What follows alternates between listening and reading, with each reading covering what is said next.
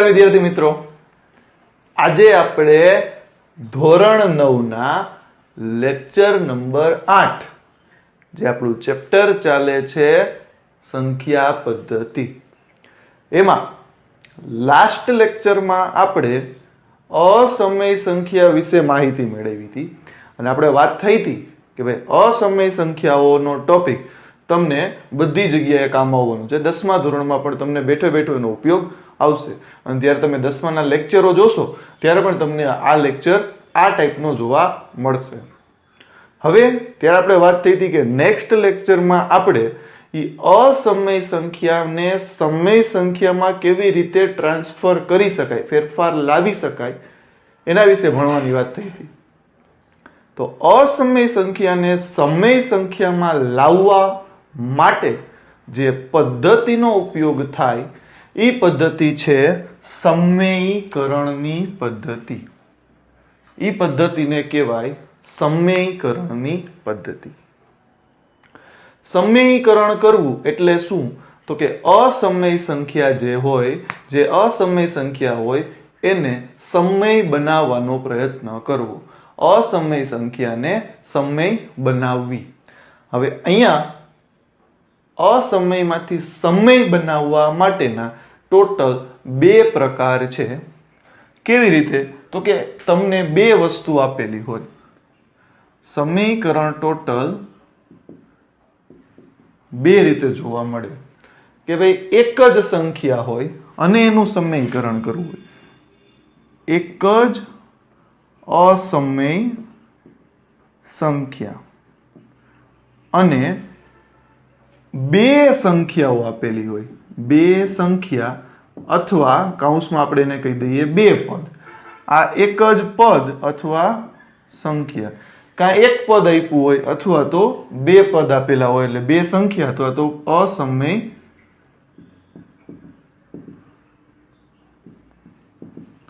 સંખ્યા, જેમાં એક જ અસમય સંખ્યા હોય અથવા તો જેમાં 2 અસમય સંખ્યા હોય. 2 જ પ્રકારના આપણને દાખલાઓ પૂછાય છે.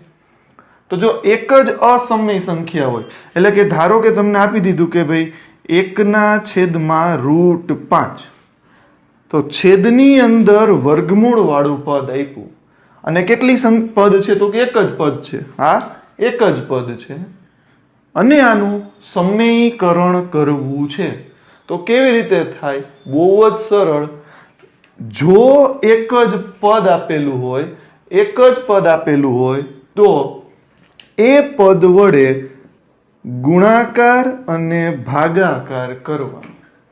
એ પદ વડે ગુણાકાર અને ભાગાકાર કરવાનો એટલે છેદમાં √5 ગુણ્યા √5 એટલે 5 થઈ જાય અને ઉપર √5 એકા √5. હવે તમારો છેદ થઈ ગયો સમય સંખ્યા. હવે અહીંયા આપણને એમ થાય કે અંશમાં તો √ આવ્યા, પણ સમયીકરણનો મૂળ હેતુ શું છે? તો કે સમયીકરણનો મૂળ હેતુ છે છેદમાંથી વર્ગમૂળ કાઢવું. તમે ધોરણ 10 ના ચેપ્ટર નંબર 1 અને 9 ત્રિકોણમિતિ ચેપ્ટર આપણે મૂકી દીધું છે. તમે જો એ ત્રિકોણ 10મા ધોરણના કોઈ સ્ટુડન્ટ હોય તો એ પણ જોજો, ત્યાં પણ આપણે આ નિયમને લગાડેલા છે અને ત્યારે આપણે ચર્ચા કરેલી છે કે 9મા ધોરણમાં આવી વસ્તુ ભણવામાં આવે જ છે. બરાબર? તો ખાસ સમજો કે જો એક જ પદ હોય, ખાલી એક પદ હોય, જેને આપણે અસમયમાંથી સમય કરવું હોય તો શું કરવાનું? ઈ જ પદ વડે ગુણાકાર અને ભાગાકાર કરવાનો, જેનાથી છેદનું સમયીકરણ થશે. બરાબર? ચાલો, આ થઈ એક પદની વાત.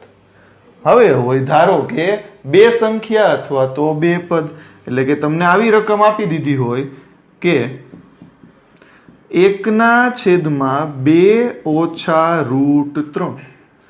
જો કેટલી સંખ્યા છે? 2. આપણે આને અહીંયાથી એક અલગ ભાગ પાડી દઈએ એટલે તમને સમજવું સહેલું પડે. જો કેટલી સંખ્યા આપી દીધી? તો કે 2 સંખ્યા અથવા તો આપણે એને શું કહી શકીએ? 2 પદ. 2 સંખ્યા અથવા તો 2 પદ આપી દીધા અને છેદની અંદર અસમય સંખ્યા પણ છે. તો આવી સંખ્યાનું સમયકરણ કરવું હોય તો એક બીજો નિયમ યાદ રાખશું કે તે જ સંખ્યા વડે ગુણાકાર અને ભાગાકાર કરવાનો.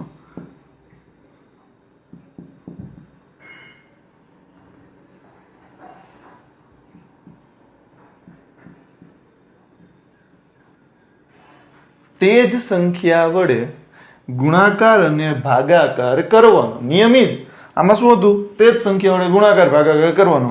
તો આમાંય તે જ છેદમાં જે સંખ્યા છે એના જ વડે ગુણાકાર અને ભાગાકાર કરવાનો. પણ બીજો નિયમ શું યાદ રાખવાનું? છેદમાં અસમય સંખ્યામાં જે નિશાની હોય એનાથી નિશાની ઉલટી કરવાની. એટલે કે અહીંયા માઇનસ છે તો બેયને પ્લસની નિશાની આપવાની, અને જો અહીંયા પ્લસ હોય તો બે જગ્યાએ માઇનસની નિશાની આપવાની. તો આને કહેવાય તેનું સમયકરણ. હવે પ્રશ્ન આપણને એવો થાય કે ભાઈ ધારો કે આમાં છેદમાં પ્લસ વાળી સંખ્યા છે કે ભાઈ √3 પ્લસ √5 આ રીતનું પદ છે, તો પાછો નિયમ સંખ્યા એની ઈ જ √3 √5 √3 √5. પણ બીજો નિયમ જે નિશાની અહીંયા હોય એનાથી વિરુદ્ધ નિશાની બંનેને આપવાની. જો ખાલી અંશને કે છેદને નહીં આપવાની. કોને? બંને, ઉપર અને નીચે. અહીંયા પણ આપણે શું કર્યું? માઇનસ હતા તો બેયને શું આપી દીધા હતા? પ્લસ. તો આને કહેવાય એનું સમયકરણ. આપણને પ્રશ્ન થાય સમયકરણ માટે નિયમ કયો લાગ્યો? તો હવે જો તમારે છેદમાંથી વર્ગમૂળ કાઢવું છે તો એક અવયવ લાગુ પડે, અને ઈ અવયવ છે a² - b² a - b a + b. કયો નિયમ લાગુ પડશે? છેદમાં a - b * a + b તો a² - b² થાય, એટલે છેદમાંથી વર્ગમૂળ નીકળી જ જાય. આપણે બે ઉદાહરણની અંદર અહીંયા સાઈડમાં ચેક કરીને જોઈ લઈએ. જો a - b આને a કહીએ અને b કહીએ તો આ રહ્યો a ને આ રહ્યો b. a - b ગુણ્યા a + b છે, તો કે હા. તો નિયમ શું છે? a - b ની a - b હોય તો a² - b². a² એટલે 2, 2 નો વર્ગ ઓછા √3 નો વર્ગ. આમ કરીએ તો 2 નો વર્ગ 4, √3 નો વર્ગ ખાલી 3 ને 4 માંથી 3 જાય તો 1. છેદ થઈ ગયો સમય. જો જવાબ શું આવી જાય? 1. એવી રીતે અહીંયા બીજું પદ જોઈએ આપણે તો √3 પ્લસ √5 અને √3 - √5 એટલે કે a + b a - b આપેલા છે. તો a² એટલે √3 નો સ્ક્વેર માઇનસ b² એટલે √5 નો સ્ક્વેર. અહીંયા થઈ જાય √3 નો વર્ગ 3 માઇનસ √5 નો વર્ગ 5, અને 5 માંથી 3 જાય એટલે 2 મોટાની નિશાની એટલે -2. તો આનો જવાબ શું આવી ગયો? -2. મતલબ કેવા થઈ ગયા? સમય. બરાબર. તો આ એક પદનું સમયકરણ થયું, બે પદનું સમયકરણ થયું. એક પદમાં શું યાદ રાખવાનું છે? એને એ જ સંખ્યા વડે ગુણાકાર અને ભાગાકાર. બે પદમાં તો કે ઈ જ યાદ રાખવાનું છે, એ જ સંખ્યા વડે ગુણાકાર અને ભાગાકાર. પણ અહીંયા બે વસ્તુ, બે નિયમ લાગુ પડે. એ જ સંખ્યા વડે ગુણાકાર અને ભાગાકાર. બીજો નિયમ, જે નિશાની હોય એનાથી નિશાની વિરુદ્ધ આપી દેવાની. માઇનસ હોય તો બેયની પ્લસ, પ્લસ હોય તો બેયની માઇનસ. અને જો જવાબ શું આવી જશે? સમય. ઓકે. તો આ થયું આપણું સમયકરણ.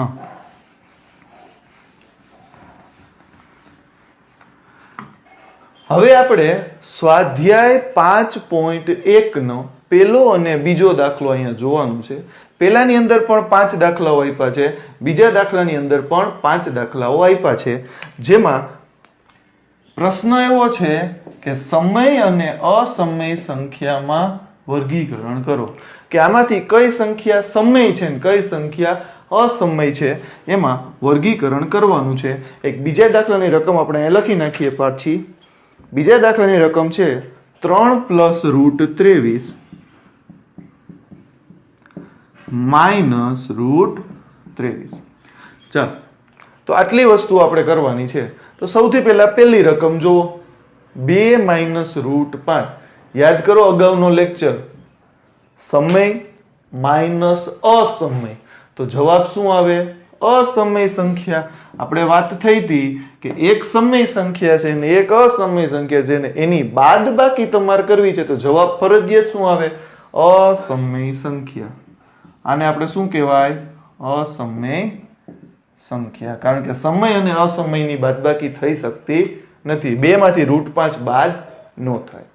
બીજો જોવો, સમય અસમય અસમય, પણ વચમાં જો માઇનસ છે પ્લસ છે, બે વસ્તુ છે.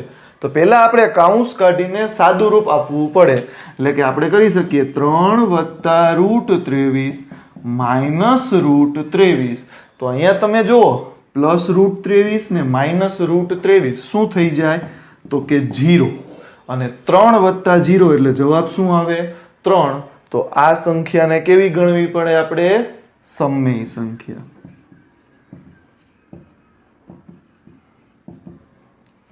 પછી ત્રીજો જુઓ, 2√7 છેદમાં 7√7. આવું ઉદાહરણ આપણે લાસ્ટ લેક્ચરમાં આપ્યું હતું કે ભાગાકાર કરવાનો હોય, ઉપર અસમય હોય નીચે અસમય હોય, તો બે જવાબ આવી શકે, સમય પણ હોય અસમય પણ હોય.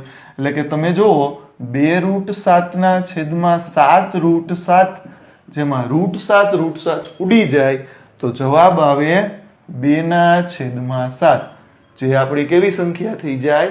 સમય સંખ્યા.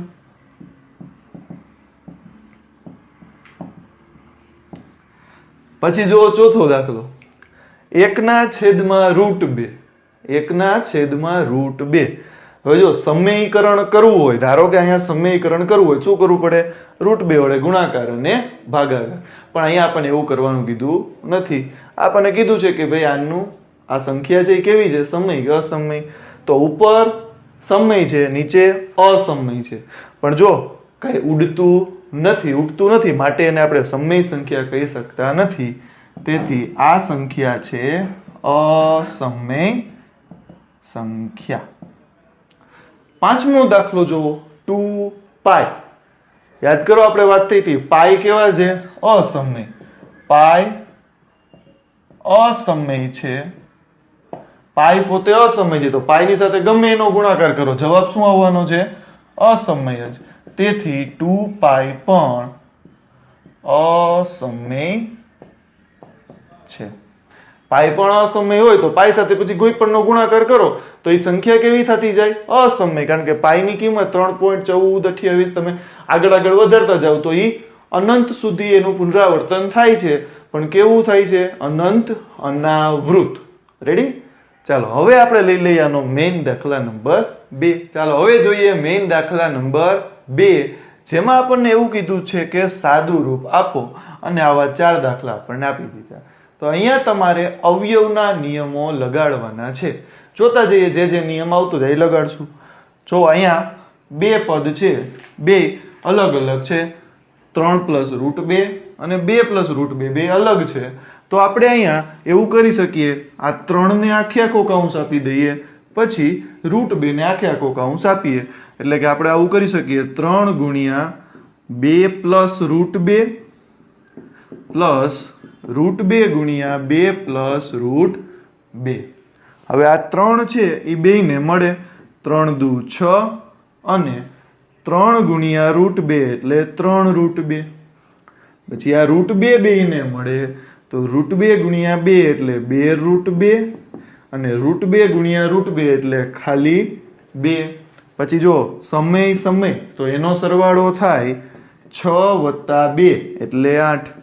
પ્લસ અહીંયા જુઓ અસમય, પણ એક વસ્તુ જુઓ, અસમય √2 છે ને અહીંયા અસમય કેવા છે? √2 જ છે. એટલે કે અસમય સંખ્યા કેવી છે? સરખી છે. તો અસમય સંખ્યા સરખી હોય તો એની સાથે રહેલ સમય સંખ્યાનો સરવાળો થાય, એટલે કે 3√2 વત્તા 2√2 હોય તો આને કહેવાય 5√2. 3√2 વત્તા 2√2 હોય તો આને કહેવાય 5√2. બરાબર? એટલે આ ખાસ ધ્યાન રાખજો કે સમય સંખ્યાનો સરવાળો થાય ક્યારે? કે અસમય સંખ્યા સરખી. આવી જ રીતે બાદબાકી પણ કરી શકાય. 3√2 માઇનસ 2√2 હોય તો 3 માંથી 2 જાય એટલે 1√2. ઓકે, ચાલો દાખલા નંબર 2. 3 પ્લસ √3, 3 માઇનસ √3, એટલે કે આને આપણે જોવો તો a plus b, a minus b આવું લખી શકાય છે. a plus b, a minus b. તો એનું સૂત્ર શું હતું? a square minus b square. તો અહીંયા આપણે લગાડી શકીએ કે a કેટલા છે? 3, 3 નો વર્ગ માઇનસ b છે √3, √3 નો વર્ગ, 3 નો વર્ગ 9, √3 નો વર્ગ ખાલી 3 અને 9 માંથી 3 જાય એટલે આપણો જવાબ આવશે 6. પછી અહીંયા જો દ્વિપદીના વર્ગનું સાદુરૂપ, એટલે કે a plus b whole square હોય તો આપણે શું લખી શકીએ? તો કે a સ્ક્વેર વત્તા 2ab વત્તા b સ્ક્વેર. આ બધા જ સૂત્રનો એક લેક્ચર આપણે મૂકેલો છે, જે તમારે પ્લે લિસ્ટમાં તમને સરસ મજાનો જોવા મળશે. બરાબર? બધા સૂત્રો આપણે કરાવેલા છે. ચાલો, તો અહીંયા a ની જગ્યાએ છે √5, b ની જગ્યાએ છે √2. તો નિયમ લગાડીએ. √5 નો વર્ગ 2 ગુણ્યા √5 ગુણ્યા √2 વત્તા √2 નો વર્ગ. બરાબર? તો √5 નો વર્ગ થઈ જાય ખાલી 5, 2 ગુણ્યા અસમય નો ગુણાકાર થાય 5 દુ 10 વત્તા √2 નો વર્ગ થઈ જાય ખાલી 2. તો જો આ સમય 5 ને 2 7 વત્તા 2 √10. સમય અને અસમયનો સરવાળો થતો નથી. જો અહીંયા સાથે સાથે આપણને બધા નિયમો પણ જોવા મળી રહ્યા છે. છેલ્લો દાખલો જુઓ કે √5 ઓછા √2, √5 વત્તા √2. તો કઈ પરિસ્થિતિ છે? તો કે a minus b, a plus b. આવી પરિસ્થિતિ આપી છે તો એનું સૂત્ર શું થાય? a square minus b square. તો એ મુજબ આપણે સૂત્ર લગાડી દઈએ. √5 નો વર્ગ માઇનસ √2 નો વર્ગ. √5 નો વર્ગ માઇનસ √2 નો વર્ગ. તો √5 નો વર્ગ થાય 5, √2 નો વર્ગ થાય 2 અને 5 માંથી 2 જાય એટલે આપણો જવાબ આવે 3. રેડી? તો આજના લેક્ચરમાં સ્વાધ્યાય 5.1 ના આપણે પહેલો અને બીજો દાખલો જોઈ લીધો છે અને સાથે સાથે સમીકરણની સમજૂતી પણ લીધી છે. નેક્સ્ટ લેક્ચરમાં આપણે દાખલા નંબર 3 થી આગળ લેવાનું છે. જો આમાં કંઈ ન સમજાણું હોય, કંઈ ક્વેરી લાગે તો કમેન્ટ બોક્સમાં કમેન્ટ કરી શકો છો. યાદ રાખજો, આ બંને લેક્ચર તમારા માટે OIMP છે. 7મો અને 8મો બે લેક્ચર, કારણ કે આનો ઉપયોગ તમારે 10મા ધોરણમાં આવવાનો જ છે. એ ફિક્સ વસ્તુ છે. બરાબર? એટલે શક્ય હોય તો જો કોઈ 10મા ધોરણના સ્ટુડન્ટ આ લેક્ચર જોતા હોય તો એના માટે પણ કામનું છે, 9મા ધોરણ માટે પણ કામનું જ છે. જો આમાં કંઈ ક્વેરી લાગે તો કમેન્ટ કરી શકો છો. આભાર. જય હિન્દ, જય ભારત.